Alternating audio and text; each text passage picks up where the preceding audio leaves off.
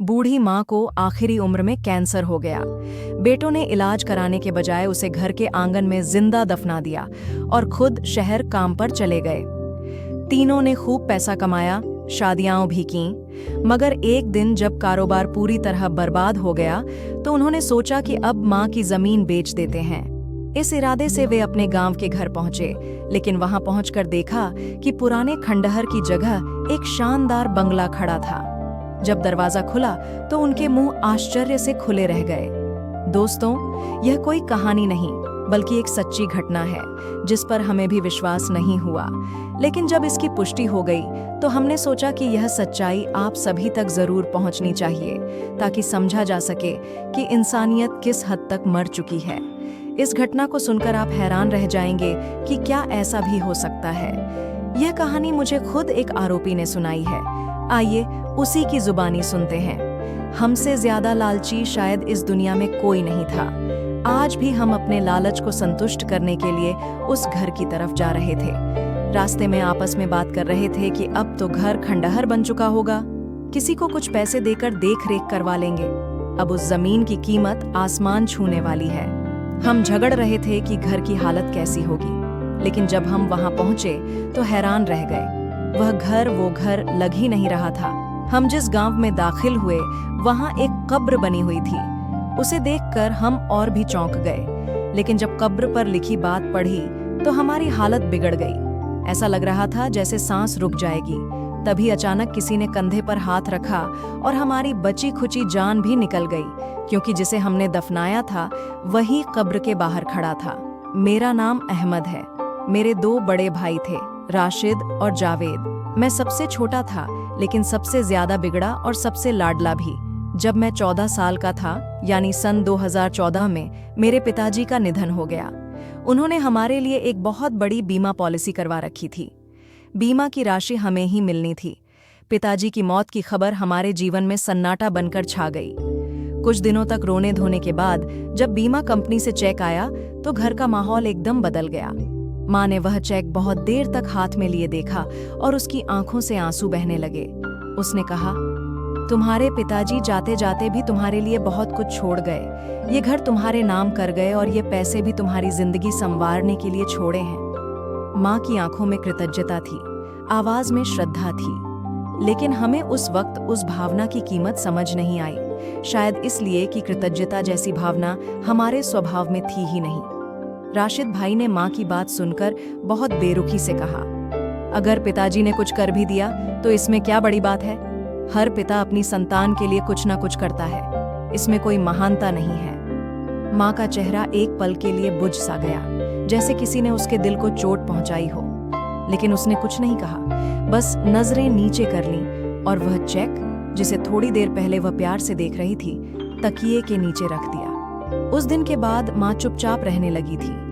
हम तीनों भाई अपने अपने काम में लग गए थे। कोई बड़ा नौकरी पेशा नहीं था, बस थोड़ा बहुत व्यापार करते थे जिससे गुजारा चल जाता था।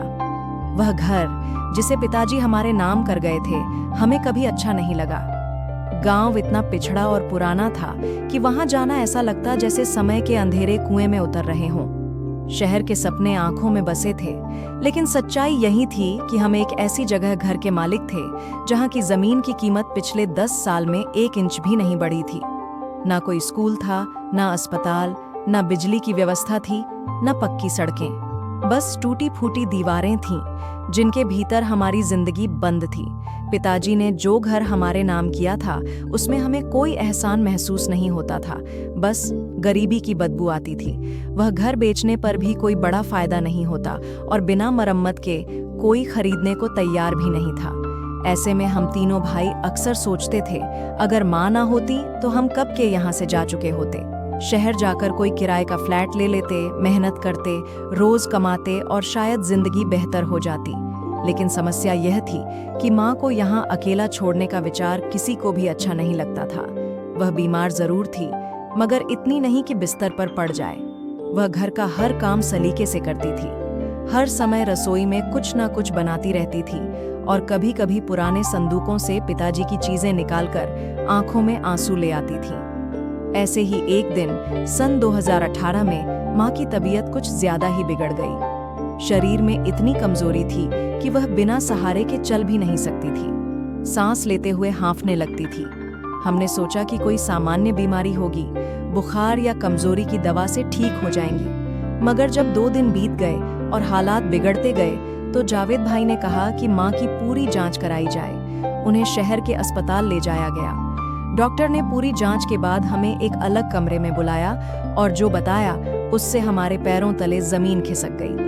माँ को कैंसर था और वह भी उस अवस्था में जहां इलाज महंगा था और समय बहुत कम। डॉक्टरों ने कहा कि अगर इलाज शुरू न किया गया तो माँ शायद 6 महीने भी ना जी पाएंगी और अगर पूरा इलाज कराना है तो कम से कम 90 लाख रुपए लगेंगे। हम तीनों भाई एक दूसरे का मुंह देखने लगे, जैसे हमने इतनी बड़ी रकम का कभी सपना भी नहीं देखा हो। हमने सोचा, क्या 90 लाख रुपये एक ऐसी औरत पर खर्च करना सही है जिसने अपनी जिंदगी का बड़ा हिस्सा बिता दिया है? हम में से किसी के पास इतनी रकम नहीं थी।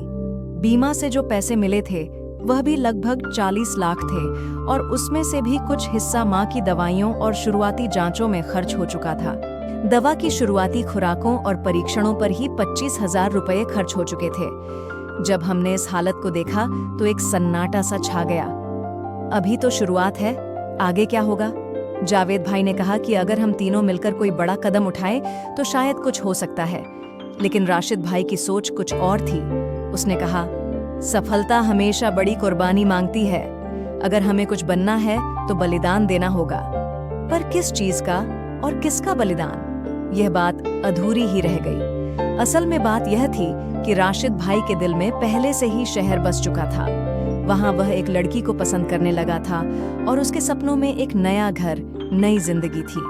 उसके ख्यालों में अब माँ एक रुकावट बन चुकी थी। वही माँ जिसने बचपन में उसका हाथ थामा था, अब वह उसे बोझ लगने लगी थी। एक ऐसा बोझ जिसे उतारे बिना वह आगे नहीं बढ़ सकता था। वह बार बार हमसे कहता, अगर तुम लोग चाहते हो कि जिंदगी में कुछ हासिल करो तो दिल को सख्त बनाना पड़ेगा, भावनाओं की जगह बुद्धि को देनी होगी, वरना सारी जिंदगी इस पुराने टूटे फूटे घर और बीमार माँ के साथ सड़ते रहोगे। शुरू शुरू में उसकी बातें अजीब लगती थीं। कोई सामान्य इंसान ऐसी बातें कैसे कर सकता है? लेकिन जब उसने बार बार यही बात दोहराई और हमने माँ को दर्द में तड़पते देखा तो कहीं ना कहीं दिल के कोने में यह विचार उठने लगा कि शायद वह सही कह रहा है। शायद हम माँ को मुसीबत से छुटकारा दिला रहे होंगे। शायद उन्हें शांति मिल जाएगी। शायद हम भी एक नई जिंदगी शुरू कर पाएंगे। एक रात राशिद भाई ने सबको इकट्ठा किया और कहा, अब और सहन नहीं हो रहा। न माँ की हालत देखी जाती है, न अपनी बेबसी। ये जिंदगी बस एक इंतजार है, एक ऐसी मौत का जो आती ही नहीं। उसने कहा, हमें माँ को एक शांत मौत दे देनी चाहिए। वैसे भी वह कैंसर की आखिरी अवस्था में है। 3-4 महीने में तड़प तड़प कर मर जाएंगी, लेकिन इस दौरान हमारी जिंदगी बर्बाद हो जाएगी। व्यापार बंद हो जाएगा, शहर जाने का सपना टूट जाएगा। तो बेहतर यही है कि इससे पहले वह खुद चली जाए, हम उन्हें विदा कर दें ताकि उन्हें भी राहत मिले और हमें भी। जावेद भाई ने पहले तो हिचकिचाहट दिखाई, लेकिन फिर उसने भी हामी भर दी। मेरे दिल में एक अजीब बेचैनी थी। मैंने कहा, नहीं, ऐसा नहीं करेंगे, यह गलत है, बहुत बड़ा पाप है। लेकिन मेरा स्वर इतना दृढ़ नहीं था कि उनके इरादों को रोक पाता। राशिद भाई ने कहा, तुम भावुक हो रहे हो। यह समय भावना दिखाने का नहीं है। जब हम शहर पहुंचेंगे सब भूल जाओगे, फिर ना यह घर याद आएगा ना माँ। उस दिन दोपहर को माँ छत पर कपड़े सुखाने गई। मैं नीचे था। जावेद भाई बर्तन धो रहा था और राशिद भाई माँ के पीछे छत पर गया। पता नहीं क्या हुआ, कुछ देर बाद एक जोरदार आवाज आई। मैं भागकर बाहर निकला। माँ जमीन पर बेहोश पड़ी थी, चेहरा घायल था, शरीर शांत। मैं चिल्लाया, माँ को क्या हो गया, कैसे गिर पड़ी? राशिद भाई हांफते हुए बोला, पता नहीं, शायद पैर फिसल गया। मैं करीब गया, माँ की नब्ज देखी, बहुत हल्की सांस चल रही थी। मैंने कहा, माँ जिंदा है, जल्दी चलो, अस्पताल लेकर चलते हैं। लेकिन राशिद भाई चिल्लाया, अस्पताल जाकर क्या करेंगे? डॉक्टर ने भी यही कहा कि अब कुछ नहीं हो सकता, मृत्यु निकट है, बस इसे शांति से जाने दो, चुपचाप इसका अंत कर दो। जावेद भाई ने भी सिर हिलाया, जैसे सब कुछ पहले से तय हो। मैं चुप रहा, जैसे मेरी जुबान गुम हो गई हो, जैसे मेरे शरीर से जान निकल गई हो। वो माँ जिनके स्पर्श से हम बड़े हुए, जिनकी दुआओं से हम बच्चे बने रहे, अब उन्हें दफनाने की तैयारी हो रही थी। राशिद भाई ने कहा, अगर रिश्तेदारों को बुलाया तो बात फैल जाएगी, खर्चा अलग होगा और लोगों की बातें अलग से सुननी पड़ेंगी। और फिर माँ की तो यह इच्छा भी थी कि उन्हें उसी घर में दफनाया जाए जहां उनके पति ने उनके लिए छत बनाई थी। वो बार बार कहा करती थी, जब मैं मर जाऊं तो मुझे इसी आंगन में दफन करना जहां मैंने पूरी जिंदगी अपने बच्चों का इंतजार किया। हमने एक दूसरे की तरफ कुछ देर देखा, फिर आंगन के एक कोने को चुना और कब्र खोदनी शुरू कर दी। जब मिट्टी हट रही थी तब मुझे हर झोंके के साथ ऐसा लगता था जैसे माँ सांस ले रही हो, जैसे वह हमसे कुछ कहना चाहती हो। लेकिन हमने कुछ नहीं सुना। हमने उनके चेहरे पर सफेद चादर डाल दी और उन्हें उस तंग कब्र में उतार दिया। मैंने फिर कहा, माँ जिंदा है, देखो उनके होंठ हिल रहे हैं, वो सांस ले रही हैं। लेकिन मेरे भाइयों ने कहा, यह तुम्हारा भ्रम है, तुम्हारा डर है, तुम्हारी कमजोरी है, छोड़ो इसे। माँ अब इस दुनिया में नहीं रही, ये सब तुम्हारी आंखों का धोखा है। और हमने अपनी माँ को जिंदा दफना दिया। न किसी को बुलाया, न कोई अंतिम क्रिया की, न किसी पंडित को बुलाया, बस कब्र को बंद कर दिया और घर का दरवाजा ताला लगाकर बंद कर दिया। और हम तीनों शहर की ओर रवाना हो गए। 2-4 दिन दिल बहुत भारी रहा, रातों को नींद नहीं आती थी। माँ की आवाज कानों में गूंजती थी, जैसे वह पुकार रही हो, जैसे उनकी आंखें अब भी आंगन की मिट्टी में कैद हों। लेकिन जब शहर की चमक धमक देखी, वहां की रोशनियों में अपने सपनों को हकीकत बनते देखा, तो वह बोझ हल्का होने लगा, वो दर्द धुंधला पड़ने लगा, वो कब्र अब याद से मिटने लगी। शायद यही दुनिया है, यहाँ रिश्ते यादों से नहीं चलते और जिंदा लोग मृतकों को बहुत जल्दी भूल जाते हैं। जब राशिद भाई ने पहली बार शहर की एक लड़की की बात की थी, तब हमें अंदाजा नहीं था कि वह सिर्फ एक लड़की की नहीं, बल्कि एक पूरे योजनाबद्ध उद्देश्य की बात कर रहा है। वो लड़की एक अमीर परिवार से थी, सुंदर, आकर्षक और व्यवहार में राजकुमारियों जैसी। वो अकेली नहीं थी, उसकी 2 बहनें भी थीं, जो रूप और गुणों में किसी से कम नहीं थीं। उन तीनों बहनों के पिता एक बड़े व्यापारी थे, जो अधिकतर समय देश से बाहर रहते थे। उनकी माँ का कई वर्ष पहले निधन हो चुका था। अब वो तीनों बहनें एक बड़े घर में रहती थीं, जहां नौकर चाकरों का आना जाना लगा रहता था। जब हमें पता चला कि राशिद भाई का उन बहनों से मेलजोल है, तो पहले तो हम हैरान हुए, लेकिन फिर हालात ऐसे बदले कि हम भी उसी रास्ते पर चल निकले। राशिद भाई ने सबसे बड़ी बहन से विवाह किया और कुछ ही महीनों में हम दोनों छोटे भाइयों ने भी बाकी 2 बहनों से विवाह कर लिया।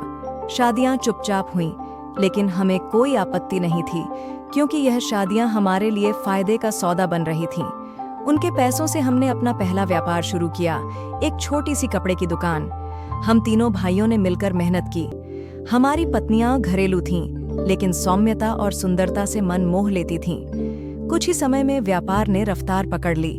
हमने दूसरी दुकान ली, फिर एक छोटा गोदाम बनाया, फिर कुछ दोस्तों के साथ मिलकर थोक व्यापार शुरू कर दिया और देखते ही देखते सन 2020 तक 1.5 साल के अंदर हम ऐसे लोग बन गए जिनके पास घर था, गाड़ी थी, दुकानें थीं और पैसा भी। हम हैरान थे कि गांव में रहकर हम इतने साल तक क्यों संघर्ष करते रहे, जैसे कोई साया था जो हमें बांधे हुए था, जैसे कोई रुकावट थी। लेकिन जैसे ही हमने गांव छोड़ा, जैसे ही माँ का बोझ उतारा, सब कुछ बेहतर होने लगा, जैसे किस्मत ने हमें गले से लगा लिया हो। शहर की जिंदगी रंगीन थी, औरतें सुंदर थीं, हर रोज नए कपड़े, नया खाना। जिंदगी का ढंग आसान होता गया, यहाँ तक कि हमें याद भी नहीं रहा कि माँ की कब्र कहाँ थी और आखिरी बार उसकी याद कब आई थी। लेकिन समय एक जैसा नहीं रहता। जिस घर में हमने रहना शुरू किया था, वो किसी महल जैसा था, लेकिन एक दिन अचानक पता चला कि वह घर औरतों का अपना नहीं, बल्कि उनके किसी रिश्तेदार का है, जो अब वापस आ रहा है और हमें तुरंत खाली करना होगा। पहले तो हमें यकीन नहीं हुआ, लेकिन जब कानूनी नोटिस मिला तो हम मायूस होकर वह घर छोड़कर एक छोटे से फ्लैट में आ गए। 3 पत्नियां, 3 परिवार और एक छोटा सा फ्लैट, जहां सांस लेना भी मुश्किल लगने लगा। वे सारी सुविधाएं जो पहले हमारे पास थीं, अब एक एक करके हमसे छीनी जाने लगीं। फिर ऐसा लगा जैसे बदकिस्मती ने हमारा पीछा पकड़ लिया हो। कारोबार में अचानक गिरावट आने लगी। कल तक जो गोदाम मुनाफा देता था, अब नुकसान देने लगा। वे दुकानें जिन पर रौनक हुआ करती थी, अब खाली पड़ी रहती। ग्राहक आते भी तो हम में से कोई उनसे बात करने के मूड में नहीं होता। 3 भाइयों का एक ही कारोबार था। हर बात पर बहस होती, कोई कुछ कहता तो दूसरा उसके खिलाफ हो जाता। किसी को सलाह देना चाहो तो वह ताना बनकर लौट आता। दिन ब दिन झगड़े बढ़ने लगे। पहले आवाजें ऊंची हुईं, फिर दरवाजे बंद होने लगे। इस तरह उन तीनों बहनों के बीच भी समय के साथ दूरियां बढ़ने लगीं। कोई कहता कि दूसरी ने ससुराल वालों से ज्यादा मेलजोल बढ़ा लिया है। कोई कहता पति के कहने पर अपने ही खून से दूर हो गई है। और यूं उनके बीच खिंचाव आता गया। हम तीनों भाई भी उन्हीं की तरह एक दूसरे से दूर होते गए। घर का माहौल बिगड़ गया। पत्नियों का आपस में बातचीत बंद हो गई। हमारी बातचीत भी कड़वाहट का शिकार होने लगी। कारोबार जो पहले हमें जोड़ कर रखता था, अब हमें एक दूसरे से दूर कर रहा था। ऐसा लगने लगा जैसे हमारे चारों ओर की दीवारें सिमटती जा रही हों। फ्लैट की छत नीचे आती लगती थी। दीवारें बातें सुनने लगी थीं। पत्नियों की जुबान में नोकझोंक आने लगी थी। भाइयों की आंखों में अजनबियत आने लगी थी। दिल के अंदर ऐसा बोझ बैठ गया था जिसे किसी को दिखाया नहीं जा सकता था। कभी रात को नींद खुलती तो माँ की वह आखिरी झलक याद आती, जब वह सांस ले रही थी और मैंने कहा था कि वह जिंदा है। लेकिन मेरे भाइयों ने कहा, सांसें बस कुछ पल की मेहमान हैं, उनका मरना तय है, इसीलिए तकलीफ कम कर दो। और अब जब भी किसी बीमार को मरते हुए देखता हूँ तो लगता है कि शायद माँ भी इसी तकलीफ में थी, लेकिन हमने उन्हें दफना दिया, जिंदा दफना दिया। कभी दिल करता है कि चिल्ला चिल्ला कर बता दूं कि हमसे बहुत बड़ी गलती हो गई है, लेकिन फिर दिल में एक डर समा जाता है कि अगर यह राज खुल गया तो सब कुछ खत्म हो जाएगा। फिर वह कारोबार भी नहीं बचेगा जो अब सिर्फ कागजों पर बाकी है। वह इज्जत भी खत्म हो जाएगी जो कभी किसी की नजरों में थी। फिर एक दिन राशिद भाई, जो कभी सबसे मजबूत था, बिखर गया। उसने मुझसे कहा, लगता है माँ की बद्दुआ लग गई है। उसने जो आखिरी नजर हम पर डाली थी वही अब हमें जला रही है। उसके पास शब्द नहीं थे, लेकिन उसकी आंखों में जो सवाल था वह अब मेरे सपनों में आता है। जैसे माँ पूछती हो, तुम्हें मेरी एक सांस जीने की बोझ लग रही थी, क्या मैंने तुम्हें इसीलिए पाला पोसा था कि तुम मुझे जिंदा दफना दो? एक दिन हम तीनों भाइयों ने मिलकर यह निर्णय लिया कि शायद अब एक दूसरे से अलग हो जाना ही बेहतर होगा, क्योंकि साथ रहते हुए हम एक दूसरे के लिए जहर बन चुके थे। व्यापार तो वैसे भी समाप्त हो चुका था। अब जो कुछ बचा था वह भी बिखर रहा था। कोई भी किसी की बात सुनने को तैयार नहीं था। पत्नियां अपने बच्चों को लेकर अलग रहने लगीं। आपस में बातचीत बंद हो गई। दिलों में ऐसा खालीपन पैदा हो गया था जो भरने का नाम नहीं ले रहा था। सब कुछ टूट चुका था। अलग अलग रहने के बाद एहसास हुआ कि अकेलापन सिर्फ कमरों में नहीं बल्कि दिलों में भी उतर चुका है। व्यापार पहले ही पूरी तरह से नष्ट हो चुका था। अब एक बीमारी ने कमर तोड़ दी थी। जो पत्नियां कभी दौलत और आराम के सपने लेकर आई थीं, वे अब दिन भर तानों में लगी रहती थीं। बच्चे सवाल करते थे, पहले इतना कुछ था, अब हम कहाँ आ गए? और इन सवालों का जवाब किसी के पास नहीं था। उसी दिन राशिद भाई ने सबको बुलाया और कहा, अब समय आ गया है कि हम वह निर्णय लें जो बहुत पहले ले लेना चाहिए था। गांव की जमीन और पुराना घर बेच देते हैं। जो पैसे मिलेंगे उन्हें आपस में बराबर बांट लेंगे और फिर अपनी अपनी राहें खुद तय करेंगे। हमें भी लगा कि यह बात समझदारी भरी है, क्योंकि अब साथ रहकर कुछ हासिल नहीं हो रहा था। तो क्यों ना अलग अलग अपनी किस्मत आजमाए। एक पुरानी जीप बुक करवाई गई। तीनों भाई अपनी पत्नियों और बच्चों को लेकर रवाना हुए। पत्नियों से कहा, तुम्हें भी गांव दिखाते हैं जहां हम पले बड़े। कुछ यादें तुम्हारे साथ बांटेंगे, शायद दिल हल्का हो जाए और थोड़ी सैर भी हो जाएगी। शहर के शोर से निकलकर खेतों की ओर सफर शुरू हुआ। रास्ते भर सब पुरानी बातें करते रहे। बचपन के खेल, बचपन की लड़ाइयाँ, वो डाली जिस पर चढ़कर माँ बुलाती थी तो भी नीचे नहीं उतरते थे। वे गलियाँ जहाँ खेलते खेलते शाम हो जाती थी। बातों बातों में जावेद भाई ने कहा, घर तो काफी पुराना हो गया होगा, गंदा भी होगा, सफाई भी करनी पड़ेगी।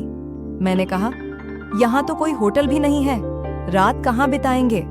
राशिद भाई ने कहा, चिंता मत करो, पहले वहां पहुंच तो लो, कुछ ना कुछ हो ही जाएगा। जब गाड़ी गांव के पास पहुंची तो सबकी नजरें खिड़कियों से बाहर थीं। हर किसी की आंखों में पुरानी यादें तैर रही थीं, लेकिन जैसे ही अपनी गली में मुड़े, सबके चेहरों पर उलझन आ गई। एक पल को ऐसा लगा जैसे हम गलत जगह आ गए हैं। वहां तो कुछ भी नहीं था जो हमारी यादों में था। न वह छोटा मिट्टी का घर, न पीपल का पेड़, न टूटी हुई चारपाई। सब कुछ गायब था। वहां अब एक ऊंची ऊंची 3 मंजिला इमारत खड़ी थी, जैसे किसी ने जमीन पर कब्जा करके एक नया महल खड़ा कर दिया हो। अगर दरवाजे के पास वह पुराना पीपल का पेड़ ना होता तो शायद हम मान ही नहीं पाते कि यह वही जगह है जहां हम कभी रहते थे। दिल की धड़कन तेज हो गई। जैसे ही गाड़ी से उतरे, सबकी निगाहें एक दूसरे से सवाल कर रही थीं। घर का नक्शा बदल चुका था। दरवाजा खुला हुआ था, शायद कोई अंदर था।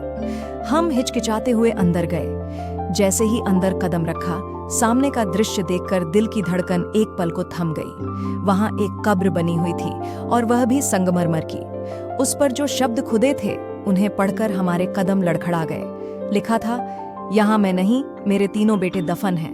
ये शब्द ऐसे थे जैसे किसी ने हमारे दिल के अंदर की चीख को पत्थर पर उकेर दिया हो। पल भर में सब जड़ हो गए।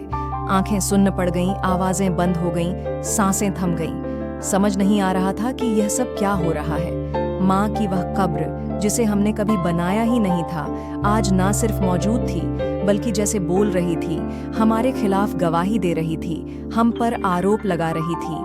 हमारी बेरुखी की दास्तान बन गई थी। हम दीवारों को देख रहे थे, जमीन को घूर रहे थे, एक दूसरे से पूछ रहे थे, क्या यह सपना है? उसी वक्त राशिद भाई के कंधे पर किसी ने हाथ रखा। जैसे ही उसने पलट कर देखा, उसके चेहरे से जीवन का रंग उड़ गया। बचा खुचा होश भी जाता रहा। हम सब हैरानी से उसे देख रहे थे कि वह किसे देख रहा है, लेकिन उसके चेहरे पर डर और हैरानी की मिलीजुली परछाइयां ये बता रही थीं कि जो होने वाला है वह हमारी सोच से कहीं ज्यादा बड़ा है। अब अगली बात तब शुरू हुई जब हमने उस व्यक्ति की ओर देखा जो राशिद भाई के कंधे पर हाथ रखे खड़ा था। वह कोई और नहीं बल्कि हमारी माँ का बेटा यासिर था, जिसके बारे में हमें बस इतना पता था कि माँ की पहली शादी हुई थी और वह विधवा होने के बाद हमारे पिता से ब्याही गई थी। यासिर उनका पहला बेटा था, लेकिन बचपन में ही माँ के ससुराल वालों ने जबरदस्ती उसे माँ से छीन लिया था और वह वहीं पला बढ़ा और फिर कहीं गुम हो गया था। हमने कभी इस बारे में विस्तार से जानने की कोशिश नहीं की थी, क्योंकि माँ ने भी इस दुख को छिपाने की भरपूर कोशिश की थी और हमें भी कभी यह एहसास नहीं कराया था कि इस बात के पीछे कोई गहरा दर्द या सच्चाई हो सकती है। हमने यही सोचकर अपने मन को समझा लिया था कि यासिर की कहानी बस एक अधूरी याद है, एक भूली बिसरी दास्तान। लेकिन आज वह अधूरी कहानी सच बनकर हमारे सामने खड़ी थी। यासिर ने आत्मविश्वास से राशिद भाई की ओर देखा और कहा, हाँ, यही वह जमीन है जहां मेरा जन्म हुआ था और जिसे तुम लोगों ने मेरी माँ समेत जमीन में दफना दिया। तुम लोगों ने सिर्फ जमीन पर ही कब्जा नहीं किया, बल्कि एक माँ की सांसों को भी कुचल दिया। लेकिन प्रकृति ने तुम्हारी बेरुखी का जवाब मेरे हाथों से देना तय किया था। राशिद भाई ने जैसे ही उसका मजाक उड़ाते हुए कहा, तू है जिसने हमारी जमीन पर कब्जा किया और हमारी माँ की कब्र पर यह झूठी इबारत लिखवा दी। यासिर ने गंभीरता से जवाब दिया, यह कोई झूठ नहीं है, ये वही सच्चाई है जो तुम लोगों ने छिपाई थी और जिसे मैंने पत्थर पर उकेर दिया, ताकि दुनिया देखे कि जब खून के रिश्ते बेरहम हो जाएं तो मिट्टी कैसे चीखने लगती है। उसी पल पीछे से कदमों की आहट आई और जब हम सब ने पलट कर देखा, हमारी आंखें हैरानी से फटी की फटी रह गईं। सामने माँ खड़ी थी, वही माँ जिसे हमने कैंसर की मरीज समझकर जिंदा दफन कर दिया था, वही माँ जो हमारे हाथों में तड़पती रही और हमने उसे अस्पताल ले जाने के बजाय अपने अंतःकरण के कब्रिस्तान में दफन कर दिया। अब वही माँ हमारे सामने खड़ी थीं, स्वस्थ, सुंदर और शांत। उनके चेहरे पर ना तो कोई नफरत थी, ना ही गुस्सा, बस एक अजीब सी उदासी थी जो हमारे सीने में कांटे की तरह चुभ रही थी। माँ ने नरमी से कहा, तुम लोग मुझे मरा समझकर चले गए थे, लेकिन उस समय यासिर वापस आया। वह मुझसे मिलने आया था। जब उसने मेरी हालत देखी तो मुझे कब्र से निकाला, अस्पताल ले गया, महीनों इलाज करवाया और मौत से छीनकर मुझे फिर से जिंदगी दी। फिर मैंने तय किया कि जिस बेटे ने माँ को जिंदा दफन कर दिया, उससे बेहतर वह बेटा है जिसने माँ को मौत के मुंह से निकालकर जीवन दिया। मैंने सारी संपत्ति, सारी जमीन यासिर के नाम कर दी और आज मैं उसी के साथ हूँ। मैं उसके बच्चों के साथ रहती हूँ जो मुझे नानी कहते हैं। तुम लोग यहाँ क्या लेने आए हो? चले जाओ यहाँ से। हमारे राशिद भाई को अब भी गुस्सा आ गया। उन्होंने कहा, आप कौन होती हैं हमारी संपत्ति किसी और को देने वाली? यह हमारा अधिकार है, यह हमारे पिता का घर है।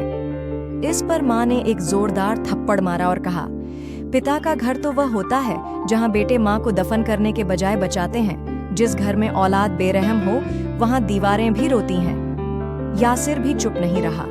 वह आगे बढ़ा और उसने भी राशिद भाई को थप्पड़ मारा और कहा, अब बता, तुझे अपनी जमीन प्यारी है या अपनी माँ की जान, जिसे तूने खुद कब्र में धकेल दिया? हम सब सन्न रह गए। हमने पहली बार माँ के चेहरे पर वह भाव देखे, दर्द, गुस्सा, बेबसी और एक गहरी निराशा जो हमने पहले कभी नहीं देखे थे। माँ ने हमें झिड़कते हुए कहा, अगर मैं चाहूं तो पुलिस को बुला सकती हूं, क्योंकि तुम लोगों ने मुझ पर जानलेवा हमला किया था। मैंने तुम्हें जिंदा छोड़ दिया क्योंकि मैं तुम्हारी जन्म देने वाली माँ हूं। लेकिन अब तुम्हारे लिए मेरे दिल में कुछ नहीं बचा। तुमने अपनी माँ को दफनाया और आज वह माँ तुम्हें अपनी जिंदगी से निकाल रही है। जाओ यहाँ से, वरना कानून को याद दिलाऊंगी कि कैसे तुम लोगों ने मुझ पर अत्याचार किया था। यासिर ने हमारी तरफ तिरस्कार से देखा और कहा, हाँ, बुलाओ पुलिस को। तुम्हें लगता है तुम बच जाओगे? ये जमीन अब मेरी है। मैं इस इलाके का सहायक उप निरीक्षक एएसआई हूँ। तुम्हारे कृत्य मेरे पास रिकॉर्ड में हैं। मैं तुम्हें जेल की हवा खिलवा दूंगा। ये सुनकर हमारे पैरों तले जमीन खिसक गई। आंखों से शर्म के आंसू बहने लगे। जुबानें गूंगी हो गईं। माँ के चरणों में गिरने की भी हिम्मत नहीं हुई। हमने एक दूसरे की तरफ देखा और चुपचाप रो पड़े। हम मुंह लटकाए अपनी पत्नियों और बच्चों के साथ गाड़ी में बैठकर लौट आए। पत्नियां कहती रहीं, माँ से माफी मांगो, उनका दिल जीतो, उनसे अपना अधिकार लो। लेकिन हम क्या बताते कि माँ के दिल से हम कब के निकाल दिए गए थे। हम शहर लौट तो आए, लेकिन अब वह शहर भी हमें अजनबी लगने लगा। कारोबार पहले ही बर्बाद हो चुका था। अब मेहनत मजदूरी से पेट पालने लगे। पत्नियां दिन भर ताने देती थीं, बच्चे फरमाइशें करते थे, लेकिन हम चुप रहते थे, क्योंकि हमें पता था कि हमारी जिंदगी की बर्बादी किसी और की वजह से नहीं, हमारी अपनी नाफरमानी की सजा है। जिस दिन हमने माँ को कब्र में उतारा था, उसी दिन हमारी किस्मत भी दफन हो गई थी। जब तक माँ का दिल नहीं पिघलेगा, जब तक माँ की आंखों में हमारे लिए दुआ नहीं होगी, जब तक माँ के हाथ हमारे सिर पर नहीं होंगे, तब तक हम चाहे जो भी कमा लें, इज्जत नहीं कमा सकते। दिन बीतते गए, लेकिन दिल का बोझ कम नहीं हुआ।